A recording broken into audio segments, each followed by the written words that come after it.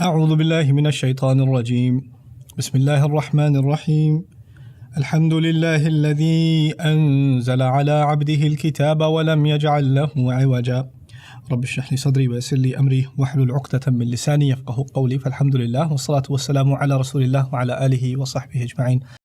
সকলকে আসসালামু আলাইকুম রহমতুল্লাহি ওয়া বারাকাতুহু। আজকে আমি আশা করছি যে আমি নিজে এবং আপনারা সকলেই সূরা কাহফ সম্পর্কে কিছুটা জানতে পারবো, যেটা হলো কোরআনের 18তম সূরা। আমি সূরাটি সম্পর্কে কিছু বিখ্যাত বর্ণনা দিয়ে শুরু করব। আন আবি দারদা আন্না নবী সাল্লাল্লাহু আলাইহি ওয়াসাল্লাম قال من حفظ 10 آيات من أول سورة الكهف عصم من دجال।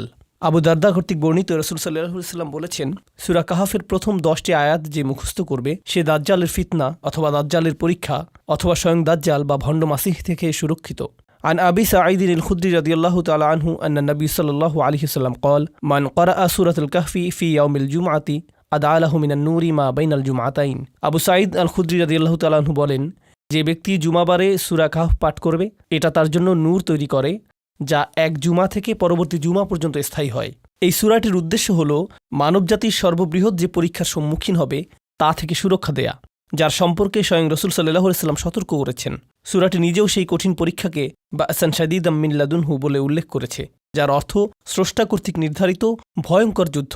আর ঈমানদারদেরকে অভিনন্দন জানানো হয়েছে এই বলে যে তাদের সৎ কাজগুলো বিফলে যাবে না। এটি একটি গভীর তাৎপর্যপূর্ণ সূরা, অত্যন্ত অনন্যভাবে বিন্যস্ত।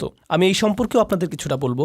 আমরা জানি যে সূরাটি 4টি ঘটনায় বিভক্ত, কিন্তু এটা তার চেয়েও কিছুটা বেশি জটিল। এতে রয়েছে 4টি অনুচ্ছেদ এবং 4টি ঘটনা। তো আমি চাই যে আপনি এভাবে চিন্তা করুন যাতে সূরাটির বিষয়বস্তুকে নিজের মস্তিষ্কে সাজাতে পারেন, আর তা হলো আপনি এটাকে 2টি খণ্ডে চিন্তা করতে পারেন। ওকে, তো সূরাটির প্রথম খণ্ডের শুরুতে রয়েছে একটি অনুচ্ছেদ যা আল্লাহর দেয়া খুতবা, যা আমাদেরকে এই জীবনের ক্ষণস্থায়ী প্রকৃতি সম্পর্কে শেখায়। এরপরে রয়েছে প্রথম ঘটনাটি, এরপরে রয়েছে আরেকটি খুতবা, যার পরে রয়েছে আরেকটি ঘটনা। তো এই সূরাটিতে 2 ধরনের উপাদান রয়েছে, খুতবা এবং ঘটনা। খুতবা অর্থ আয়াতের সমষ্টি, যা আপনাকে শিক্ষা দেয় গভীর তাৎপর্যপূর্ণ কোনো বাস্তবতা সম্পর্কে, যেমন এই জীবনের স্বল্পস্থায়ী প্রকৃতি, অথবা বিচার দিবস কেমন হবে, অথবা কী ধরনের মানুষেরা সফল এবং কী ধরনের মানুষেরা ব্যর্থ।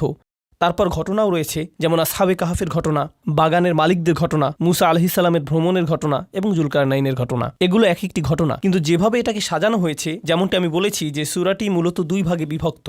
প্রথম ভাগে আপনি পাবেন খুতবা, এরপরে ঘটনা, এরপরে খুতবা, এরপরে ঘটনা। তো প্রথমে কোন খুতবাটি পাবেন? বস্তুবাদের ধরন, প্রকৃতি এবং কেন এই পৃথিবীর সৌন্দর্যে আমাদের আচ্ছন্ন হওয়া উচিত না। ওয়া ইন্না লাজাইলুনা আলাইহা মা সাঈদান জুরুসা। এই পৃথিবীর সকল কিছুকে আমরা সৌন্দর্যের উপকরণ বানিয়েছি যাতে মানুষকে পরীক্ষা করতে পারি যে তাদের মধ্যে কে সৎকর্মশীল। তো এটা হলো প্রথম খুতবা। এর ঠিক পরেই রয়েছে সেই তরুণদের ঘটনা যারা অত্যন্ত কঠিন পরীক্ষার মধ্যেও টিকে ছিলেন এবং তাদের ঈমানকে আঁকড়ে ধরে রেখেছিলেন। তারা শুধু এতটুকুই জানতেন যে একজন মাত্র সৃষ্টিকর্তা রয়েছেন এবং একমাত্র তারই উপাসনা করা উচিত। আর আল্লাহ অলৌকিকভাবে তাদেরকে দীর্ঘ সময় ধরে জীবিত রেখেছিলেন। কয়েকশো বছর যাবৎ তাদেরকে ঘুমন্ত অবস্থায় রেখেছিলেন একটি গুহার মধ্যে, যা অন্য কেউ জানত না। এরপর তিনি তাদেরকে জাগিয়ে তোলেন। ঘটনাটা খুবই বিখ্যাত। তো এই হলো প্রথম খুতবা এবং প্রথম ঘটনা। সূরাটির প্রথম অর্ধেক সম্পর্কে আমি যা আপনাদেরকে জানাতে চাই তা হলো খুতবাগুলো একে অপরের সাথে সম্পর্কিত। ইনশাআল্লাহ আমার করা সূরা কাহফ সম্পর্কিত আরও বিস্তারিত আলোচনাতে আপনারা দেখতে পাবেন আসলে প্রথম খুতবা এবং দ্বিতীয় খুতবাটি একে অপরকে পূর্ণতা প্রদান করে, আর ঘটনাগুলো একে অপরকে পূর্ণতা প্রদান করে। তো আসহাবে কাহফের এই ঘটনাটি হলো প্রথম ঘটনা। দ্বিতীয় ঘটনাটি হলো 2 বাগানের মালিক সম্পর্কে। তাদের একজনের ছিল প্রচুর সম্পত্তি, তার ছিল অনেক বড় বাগান যার মাঝখানে নদী প্রবাহিত ছিল। তার এরকম বাগান ছিল 2টি, যেগুলো প্রত্যাশা অনুযায়ী 100 ভাগ ফসল উৎপন্ন করত। অলাম তাজলিম মিনহু শাইআ, সেখানে ত্রুটিপূর্ণ কিছুই ছিল না, একটি আঙুরও গাছ থেকে পড়েনি, সেটা এরকম জায়গা। আর অন্য ব্যক্তিটি তার সম্পদের বিবেচনায় এতটাই নগণ্য ছিল যে এমনকি তার সম্পত্তির কথা কোরআনে উল্লেখই করা হয়নি। তাদের একজন অন্যজনকে তুচ্ছ করে কথা বলেছে এবং আল্লাহ তাকে একটি শিক্ষা প্রদান করেছিলেন তার সকল সম্পত্তি কেড়ে নেওয়ার মাধ্যমে। তার গোটা বাগানই ধ্বংসপ্রাপ্ত হয়ে গেল। এখন এই 2টি ঘটনা, অর্থাৎ গুহার অধিবাসীদের ঘটনা এবং বাগানের মালিকদের ঘটনা, এই ঘটনা 2টির অসাধারণ দিকগুলো হলো, একদিকে আপনি এমন তরুণদের সামর্থ্যকে উপেক্ষা করছেন যাদের কোনো বস্তুগত উপায় উপকরণ নেই। বস্তুবাদ শুধুমাত্র অর্থপ্রীতি, সম্পদপ্রীতি এবং মর্যাদার আকাঙ্ক্ষাই না, বরং এই ধারণাও বস্তুবাদ যে আপনি বিশ্বাস করেন শুধুমাত্র বস্তুগত উপায় উপকরণই আপনাকে সাহায্য করতে সক্ষম। এরকম যে আপনার সামর্থ্যের একমাত্র উৎস হল দৃশ্যমান বস্তুগত উপায় উপকরণ। আল্লাহ একদিকে এর অপনোদন করেছেন তরুণদের সামর্থ্যের ব্যাপারে আমাদের অবমূল্যায়ন দ্বারা। যদি তারা গুহায় লুকিয়ে থাকে, কতদিনই বা তারা বেঁচে থাকবে?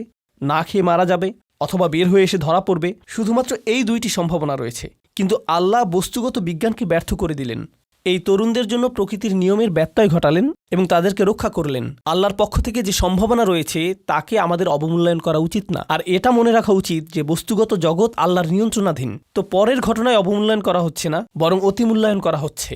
বিত্তবান বাগানের মালিক তার সম্পত্তিকে অতিমূল্যায়ন করেছে। লান তাবিদা হাদিহি আবাদা, এটা কখনো ধ্বংস হবে না। বস্তুগত সম্পত্তিকে কখনো অতিমূল্যায়ন করবেন না। আল্লাহ এটা যে কোনো সময় নিয়ে যেতে পারেন।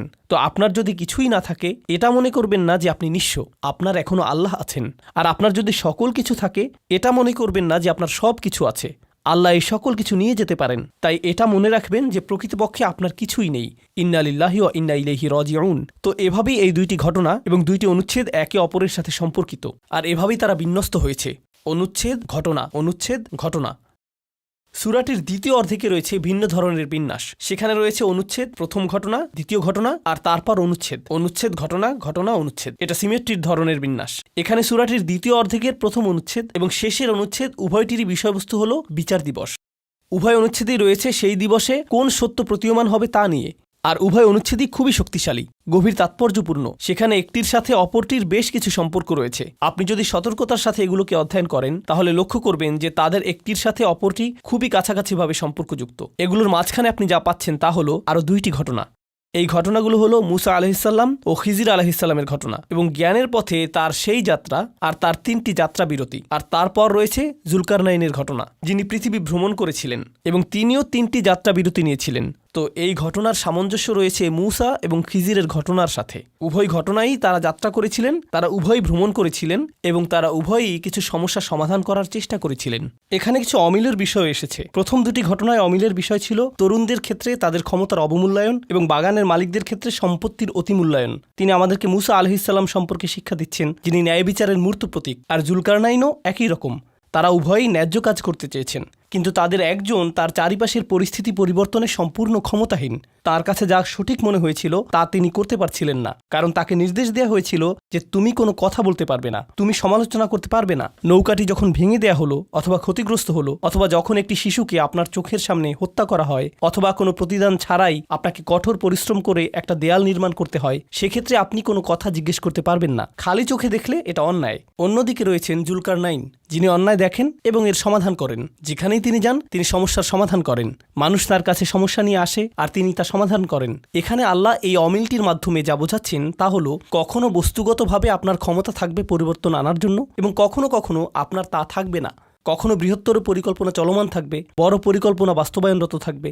আর ইমানদারদেরকে অনুধাবন করতে হবে যে কখনো তাদের নাগালের মধ্যে বস্তুগত উপায় উপকরণ থাকবে এবং অন্য সময় তাদের নাগালের মধ্যে বস্তুগত উপায় উপকরণ থাকবে না, সঠিক কাজটি করার জন্য, ন্যায় বিচারকে কার্যকর করার জন্য। আর আমাদের অবস্থা এই দুইটির মধ্যে যে কোনো একটি হতে পারে। আর এই সবগুলো ঘটনার সারাংশ হিসেবে আল্লাহ বিস্ময়কর এই সূরাতে আমাদেরকে যা দিয়েছেন তা হলো পার্থিব জীবনের প্রতি আমাদের কাঙ্ক্ষিত দৃষ্টিভঙ্গি। ক্ষমতা থাকাটা আশীর্বাদ নয়, ক্ষমতা বঞ্চিত হওয়াটাও আশীর্বাদ নয়। আপনার যদি ক্ষমতা থাকে, এটাকে সঠিক পথে ব্যবহার করুন।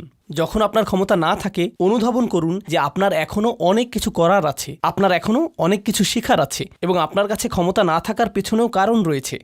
যখন আপনার কোনো উপায় উপকরণ থাকে না, সেক্ষেত্রে হয়তো সেই তরুণদের মতো কোনো মহাপরিকল্পনা বিদ্যমান রয়েছে। আল্লাহ যে কোনো উপায়ে আপনাকে সহায়তা করবেন। আর যখন আপনার প্রচুর বস্তুগত উপায় উপকরণ থাকে, অর্থ, মিডিয়া, ক্ষমতা, খ্যাতি ইত্যাদি ইত্যাদি, এগুলো কোনোটারই মূল্য নেই। আল্লাহ সেগুলো কেড়ে নিতে পারেন যখন তিনি ইচ্ছা করেন। তো সূরাটির শেষে এসে আমাদের নির্ভরতা সম্পূর্ণ চলে যাবে আল্লাহর কাছে। আমরা এখন সমাপ্তির দিকে যাচ্ছি। দাজ্জালের ধারণাটি হলো আসলে এমন কেউ যে বস্তুগতভাবে, বাহ্যিকভাবে, পার্থিবভাবে অবিশ্বাস্য জিনিস তৈরি করতে পারে। সে এমন জমিতে শস্য উৎপাদন করতে পারে যেখানে কোনো ফসল হয় না। সে এমন গতিতে ভ্রমণ করতে পারে যা অন্য কেউ পারে না। সে মৃতকে জীবিত করতে পারে এবং এমনভাবে উপস্থাপন করতে পারে যেন মৃত ব্যক্তি জীবিত ফিরে এসেছে। সে এই সকল বিস্ময়কর পার্থিব বস্তুগত কাজ করবে আর মানুষ এটা দ্বারা সম্মোহিত হয়ে যাবে এবং তার উপাসনায় লিপ্ত হবে। ঈমানদারদেরকে নির্দেশনা দেয়া হয়েছে যে এই সূরাটি তোমাদেরকে উজ্জীবিত করে রাখবে, কারণ এই সূরাটির কারণে তুমি যা দেখো তার দ্বারা সম্মোহিত হয়ে পড়বে না। আপনি বুঝতে পারবেন যে আপনি যা দেখতে পান এর একটি বাস্তবতা রয়েছে, কিন্তু এর চেয়েও অনেক বেশি বাস্তবতা রয়েছে যা আপনি আমি দেখতে পাই না এবং উপলব্ধি করতে পারি না। আর এটাই আল্লাহ আযজা ওয়া জাল্লার ক্ষমতা, যা সর্বদা কার্যকর। এই বলে আমি গভীর তাৎপর্যপূর্ণ এবং চমৎকার এই সূরাটির সারসংক্ষেপের এই আলোচনার প্রতি শুক্রবার এটি পাঠ করার চেষ্টা করুন। এটা আপনার জন্য খুবই খুবই উপকারী। উপসংহার টানছি। বারাকাল্লাহু লি ওয়া লাকুম। আসসালামু আলাইকুম ওয়া রাহমাতুল্লাহি ওয়া বারাকাতুহু।